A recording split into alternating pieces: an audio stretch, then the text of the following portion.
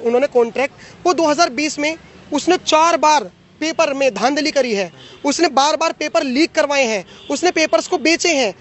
जब ये कॉन्ट्रैक्ट दिया तब आपको लगता नहीं कि सरकार को दायित्व होना चाहिए कि कॉन्ट्रैक्ट सरकार इनकी मिली भगत है। कॉन्ट्रैक्ट भाई भतीजावाद में दिया जा रहा है, पहचान में दिया जा रहा है। मैं बिड उसकी कम थी, लेकिन आप जिस कंपनी को पहले ब्लैक लिस्ट कर चुके हो दोबारा उसे कैसे पेपर कराने का मौका दे सकते हो, फिर से उस पर विश्वास कैसे कर सकते हो।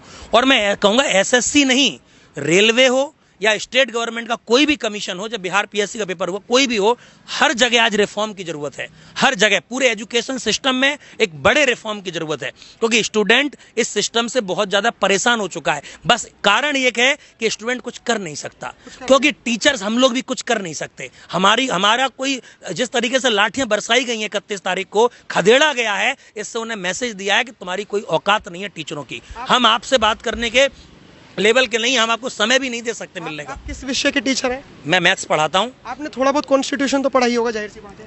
कॉन्स्टिट्यूशन में एक आर्टिकल है 19, वो आज़ादी देता है अभिव्यक्ति की आज़ादी और ये एकजुट होकर विरोध करने की आज़ादी, जो गलत हो रहा है। आपको लगता है कि अब आप बच्चों को पढ़ा पाओगे कि आर्टिकल 19 अभी भी जिंदा है? अब सरकार ने किसान आंदोलन में देखा, जवाब नहीं दिया कुछ। आज स्टूडेंट प्रोटेस्ट कर रहे हैं तो उन्हें लाठी डंडे से उनकी आवाज को दबाया जा रहा है। यहाँ आज़ादी नहीं है। आप देखिए, अगर आज़ादी होती तो उन मंत्री जी को तो चुना ही हम लोगों ने।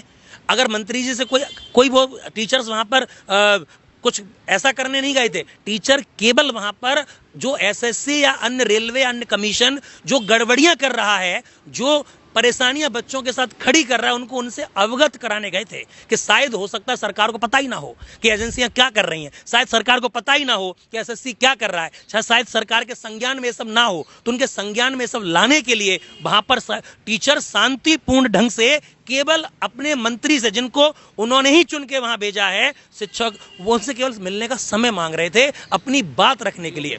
लेकिन उनसे समय नहीं दिया जाता, बल्कि पुलिस प्रशासन को बुलाया जाता है, उनके साथ आतंकवादियों जैसा, क्रिमिनल जैसा बिहेव किया जाता है, उन्हें डिटेन किया जाता है, 6-6, 7-7 घंटे थाने में बिठाला जाता है। और वो क्या कर रहे थे? केवल एसएससी में हो रही गड़बड़ी, जो पेपर लिया, एक छोटा सा पेपर था ये सिलेक्शन पोस्ट, ये सीजीएल या सीएचएसएल का पेपर नहीं था जिसमें 30 लाख युवा पेपर देगा। आप कैसे संभालेंगे? आप सेंटर कहां दे रहे हैं?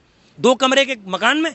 आप नीचे, आपकी सर ने जैसे अभी बताया आपको कि ऊपर डीजे चल रहा है, नीचे भैंसें बंधी हुई है। ऐसे माहौल में बच्चा पेपर देगा, माउस काम नहीं कर रहा। एक बच्चे का 5 बार माउस बदलना पड़ा।